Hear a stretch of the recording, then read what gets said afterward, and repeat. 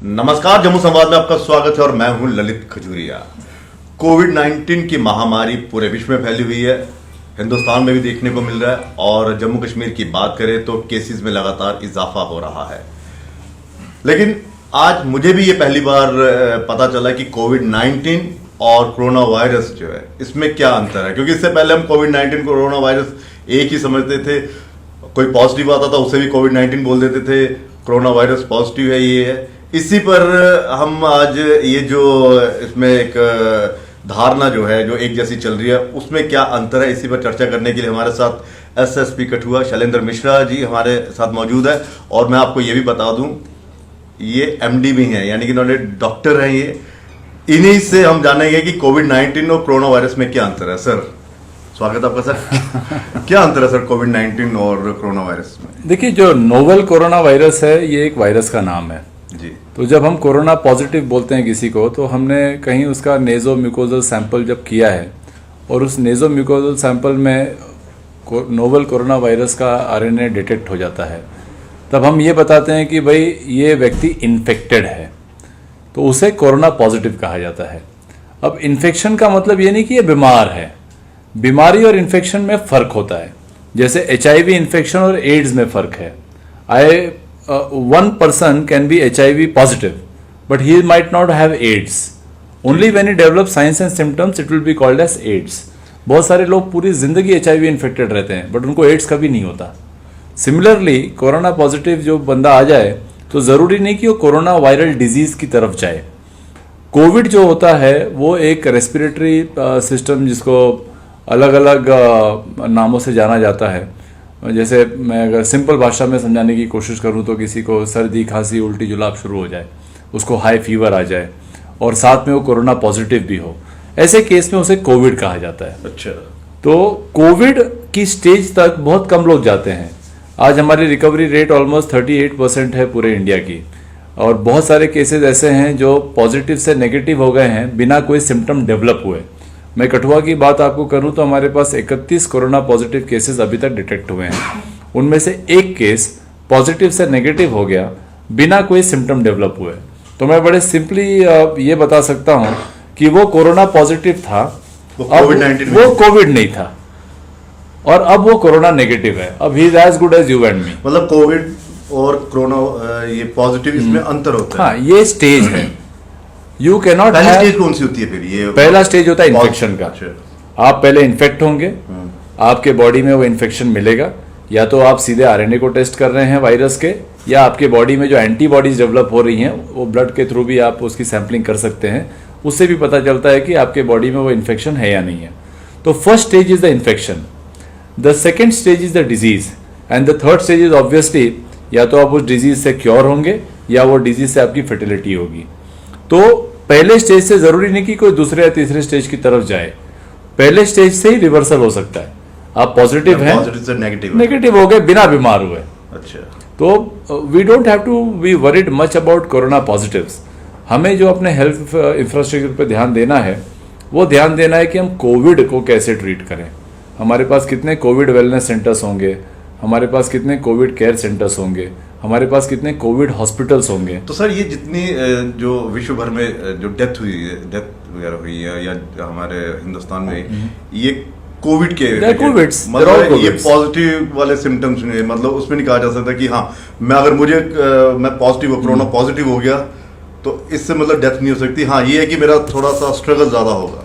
देखिए ना, हमने ऑलरेडी जम्मू कश्मीर यूटी का अगर आंकड़ा देखें आप, तो we have like cross 1000 cases long back now, और हमारी number of deaths is hardly in 2 figures, वो भी 12 हैं। और उसमें से जो सीवियरली इल थे वो हार्डली 10 के आसपास लोग थे। 2 तो खैर इतने सीवियरली इल थे भी नहीं। अभी भी जितने भी हजारों की संख्या में जो हमारे पॉजिटिव आ रहे हैं, उसमें से बहुत छोटे मात्रा के लोग, with a very small percentile people are symptomatic.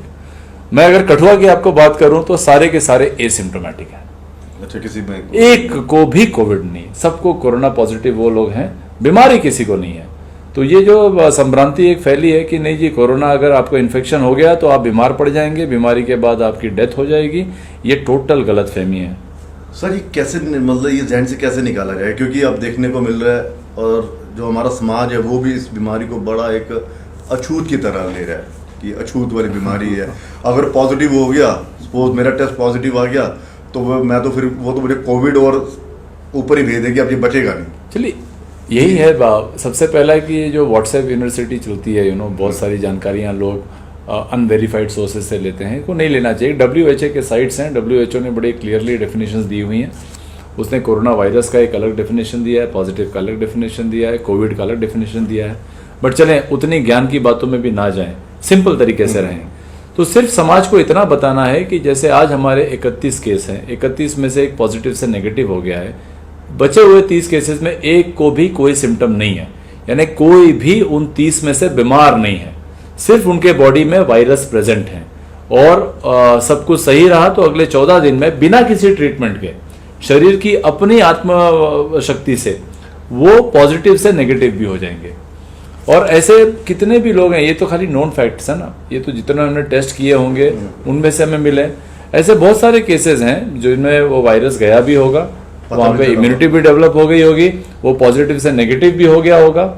Interesting बात यह है कि अगर हम एक रैंडम सैम्पलिंग करें 100 लोगों की for the presence of antibodies, तो मुझे यकीन है कि बहुत लोगों में कोरोना वायरस के अगेंस्ट एंटीबॉडीज मिल जाएंगी, यानी उनको इन्फेक्शन हुआ था, वो बीमार नहीं पड़े, उनकी बॉडी में एंटीबॉडी तैयार हो गई और वायरस उनकी बॉडी से चलता बना। अगर भविष्य में आएगा तो वो बिल्कुल नहीं, that is what is called as herd immunity. जब एक लार्ज पॉपुलेशन में ये इम्यूनिटी अपने आप बिना उस पॉपुलेशन को बीमार किए वो डेवलप हो जाती है।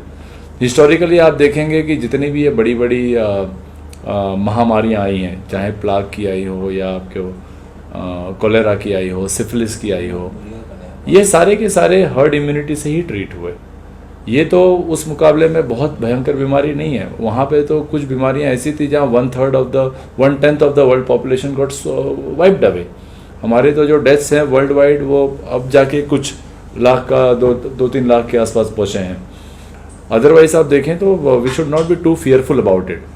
What we should be fearful about is जो हमारे एल्डरलीज हैं, जिनको अगर इन्फेक्शन हो जाता है तो उनकी बॉडी में उतना इम्यून सिस्टम नहीं है। ओल्ड एज अपने आप में एक इम्यूनो कॉम्प्रोमाइज स्टेट होता है, या कोई प्रेग्नेंट लेडी है वो इम्यूनो कॉम्प्रोमाइज्ड है, किसी को पहले से कोई बीमारी है, बहुत ज़्यादा ओबेसिटी है, इन्फेक्शन है, हाइपरटेंशन है, मे बी पहले से कोई दवा ले रहे हैं, किडनी की डिजीजेज हैं, उनको खास करके सावधान रहना ज़रूरी है।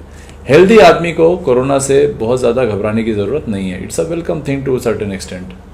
और सर कोई संदेश यही है, आई मीन कोरोना आपने देखा होगा जगह जगह जो नेगेटिव पॉजिटिव से नेगेटिव हो रहे हैं, पुलिस वाले, एडमिनिस्ट्रेशन वाले, मोहल्ले वाले उन पर फूल माला डाल के उनका स्वागत कर रहे हैं। इस भावना को और फैलाई है।